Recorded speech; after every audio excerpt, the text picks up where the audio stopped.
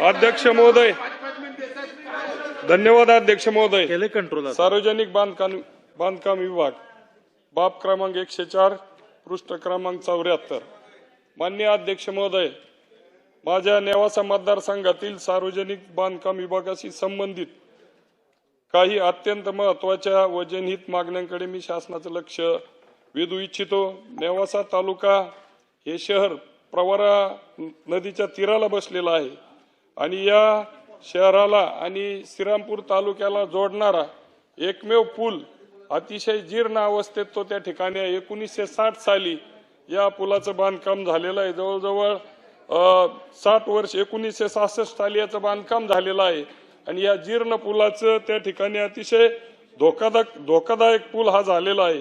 हा पूल राज्यमार्ग 50 वरील असून या पुलाला एकमेव हा पूल दोन्ही तालुक्याला जोडणारा पूल आहे आणि म्हणून माझे अध्यक्ष महोदय विनंती आहे की या पुलाच्या बांधकामासाठी कमीत कमी 100 कोटीच्या वर रुपयाची त्या ठिकाणी आवश्यकता आहे. परंतु अतिशय 2 तालुक्यांना जोडलेला हा पूल असल्यामुळे याला निधी उपलब्ध करून द्यावा. अध्यक्ष महोदय, माझ्या तालुक्यामध्ये श्री क्षेत्र देवगड येथे प्रवरा नदीवरील 13 गावांना जोडणारं पदचारी पुलाचे काम 2019 मध्ये सुरू करण्यात आलं होतं. परंतु जायकवाडी धरणाच्या कार्यक्षेत्रातल्या पाणी पातळी वाढल्याने या पुलाचे पिलरचं बांधकाम पूर्ण झालं आणि त्यानंतर या पुलाचं काम जवळजवळ 5-7 वर्ष थांबलेलं आहे. हा पूल म्हणजे जवळजवळ पुनर्वसित 13 गावांना जोडणारा हा पूल आहे. अनेक शालेय विद्यार्थी धोकादायक पद्धतीनं बोटीनं या देवगडला ये जा करतात आणि म्हणून माझी मंत्री महोदयांना विनंती आहे की या पुलाच्या बांधकामासाठी अवघ्या 3 कोटी रुपयांची त्या ठिकाणी गरज आहे. ते 3 कोटी रुपये या ठिकाणी मंत्री महोदयांनी उपलब्ध करून द्यावेत.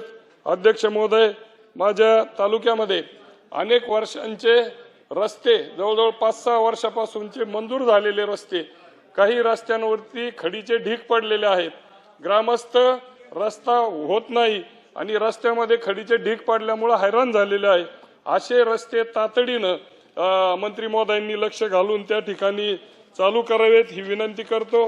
अध्यक्ष महोदय, बाब क्रमांक 123, अहिल्यानगर जिल्ह्यासाठी शासकीय औद्योगिक प्रशिक्षण संस्थेच्या इमारती व बांधकामासाठी या ठिकाणी निधीची तरतूद करण्यात आलेली आहे. त्या विषयानुसार माझ्या नेवासा मतदारसंघामध्ये मौजे मुकिंदपूर या औद्योगिक प्रशिक्षण संस्था असून या संस्थेत 6 व्यवसाय व 10 तुकड्या त्या ठिकाणी चालू आहेत आणि भविष्य काळामध्ये अनेक तुकडी वाढ त्या ठिकाणी या संस्थेला करायची असल्यामुळं आणि उद्योग त्या ठिकाणी वाढवायचे असल्यामुळं ही जागा त्या ठिकाणी अपुरी पडते आणि म्हणून या संस्थेच्या इमारतीच्या पहिल्या मजल्यावरती कार्यशाळा व वर्ग खोल्या बांधकामाचं नियोजन आहे. या बांधकामासाठी मंत्री महोदयांनी त्या ठिकाणी निधी उपलब्ध करून द्यावा.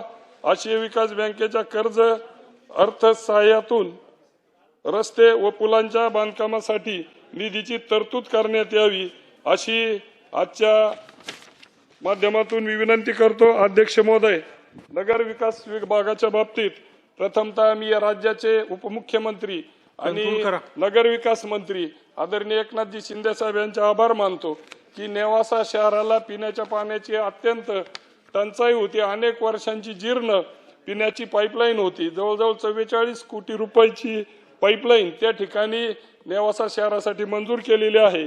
मी त्याबद्दल आदरणीय मंत्री महोदयांचे आभार मानतो. बाब क्रमांक 80, नाशिक कुंभमेळ्याला त्या ठिकाणी आयोजन होत असून देश विदेशातले लाखो भाविक नाशिकसह शिर्डी, शनी शिंगणापूर आणि संतश्रेष्ठ ज्ञानेश्वर महाराजांच्या कर्मभूमी नेवासा येथे दर्शनासाठी येणार आहेत. या पार्श्वभूमीवर नेवासा, शनी शिंगणापूर आणि तालुक्यातील प्रमुख धार्मिक स्थळांकडे जाणारे उच्च दर्जाचे रस्ते करणं अत्यावश्यक आहे आणि म्हणून कुंभमेळा विशेष निधीतून स्वतंत्र आर्थिक तरतूद या ठिकाणी करणं अध्यक्ष महोदय अत्यंत गरजेचं आहे. नेवासा शहरासाठी अंडरग्राउंड ड्रेनेज त्याचबरोबर सांडपाण्याची योग्य विल्हेवाट लागत नसल्याने आरोग्य व पर्यावरणाचे प्रश्न या ठिकाणी निर्माण झालेले आहे. अध्यक्ष महोदय, आणि म्हणून याच्यासाठी त्या ठिकाणी निधी मंजूर धन्यवाद. करावा. नेवासा हे संतश्रेष्ठ ज्ञानेश्वर महाराजांची कर्मभूमी असल्यामुळं लाखो भाविक या ठिकाणी ये जात करत असतात. शहरातील अत्यंत अंतर्गत रस्ते खराब झालेले असून कॉन्क्रिटीकरण रस्ते करण्यासाठी या ठिकाणी विशेष निधी उपलब्ध करून द्यावा ही विनंती करतो. बाब क्रमांक धन्यवाद. 79 चला. माझ्या सन्माननीय नेवासा सदस्य विधानसभा बापूसाहेबजी